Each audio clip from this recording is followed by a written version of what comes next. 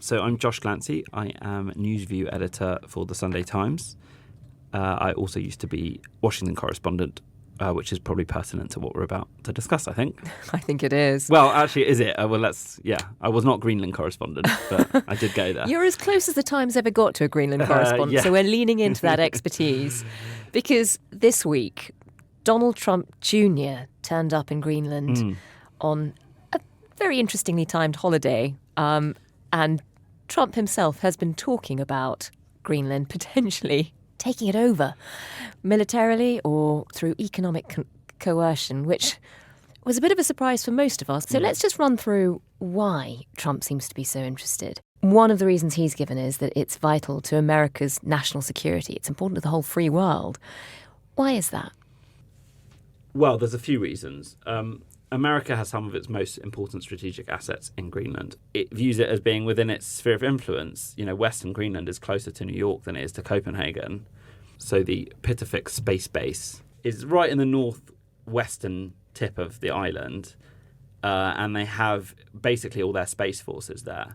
So it's where all their kind of early warning radars are, ballistic missiles. Theoretically, if they were coming from China or North Korea, they would sort of use Greenland to identify them. So it plays an important strategic role in that sense. Then there's all these rare earth minerals. Just tell us a bit more about those. I mean, what are the economic opportunities for America if they were to somehow take over Greenland? But because those are the sort of the... Yeah, so there are these kind of rare earth elements that are, well, very rare and all have slightly unpronounceable names like yttrium or terbium, and they power things like smartphones, electric batteries, so electric cars, generators and wind turbines. They're really hard to mine. They're really expensive to mine. China controls a lot of the global supply, and the US is broadly seeking to rebalance on that front. It feels like America's trying to come up with its own policy for the Arctic, which Russia has certainly had. We've sort of seen them being much more active over the last few years, and China has too. Tell us a bit about that. Yeah, so I mean, if you think Russia has a huge Arctic coastline, China is looking to forge what it calls a polar Silk Road through the North Pole as the shipping lanes begin to open up and the ice melts. For America, it views it as being within its sphere of influence. You know, Western Greenland is closer to New York than it is to Copenhagen. It's the Northern Hemisphere. It's part of America's kind of broader sphere of influence. So China has a lot of influence in Iceland, and I think the Americans see Greenland as a bulwark against further Chinese and Russian expansionism in the Arctic. So Arctic power politics are quite a kind of big thing if you're into sort of foreign policy nowadays. As you say, that he already has quite a lot of influence there because Denmark is an ally. But it was. It was an ally. It might not be anymore after this week, but it was an ally. If he did want to actually take over Greenland, how does he go about it at this stage? What can he do? What are the levers he can pull? Realistically, there isn't one, but or not a direct one. But Greenlanders could attempt to secede from Denmark through a referendum. He could exert incredibly heavy economic pressure, and the Danes might think, do you know what? Fine, have it. I don't think they'd be very keen, though. So, and also, you'd basically be exploding the whole system of sort of American-European alliances. Yeah. You'd be basically destroying your relationship with a close ally. It's conceivable. I don't see it as that likely. What are the Danes saying about this? They're quite cross, I think, actually. You know, the Prime Minister, Mette Frederiksen, said, you know, that Greenland is for the Greenlanders. It's not for sale. And they're probably quite annoyed that they're having to go through all this again because they went through it all in 2019. And Europe seems to be wading in behind them. Yeah, so the French Prime Minister, Jean-Noël Barrot, said that the EU wouldn't allow any countries to attack their sovereign borders.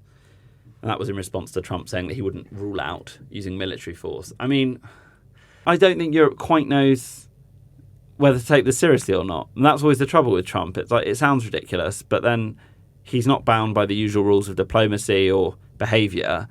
all these rare earth materials and all these opportunities matter to Europe as well, not just to America. Yeah. So I do think Europe, should be paying attention to this. And he is the incoming president. He is doing a formal press conference. These aren't sort of throwaway comments. No, and it's really different to 2016 in the sense that he's been here before. He knows what to expect. He's going to do it the way he wants to do it and be surrounded by people who agree with him.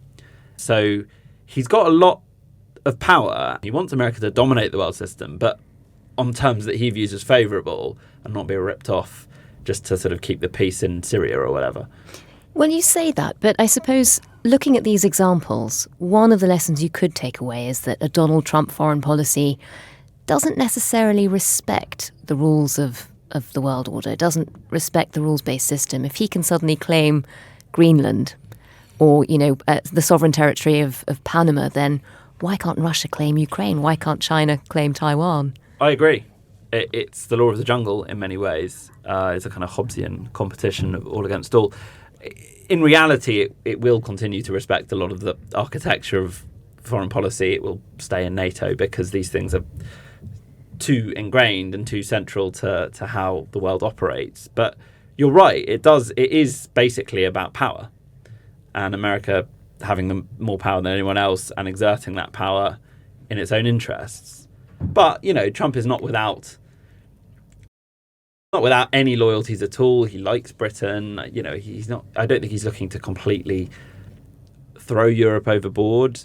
He's not going to buy Scotland. I don't think for the golf. Well, yet. I wouldn't necessarily rule that one out. So as ever with Trump, you have to sort of try and separate the rhetoric from the reality. But it is getting a little harder, I think, because he does have more power, seemingly, now than he used to.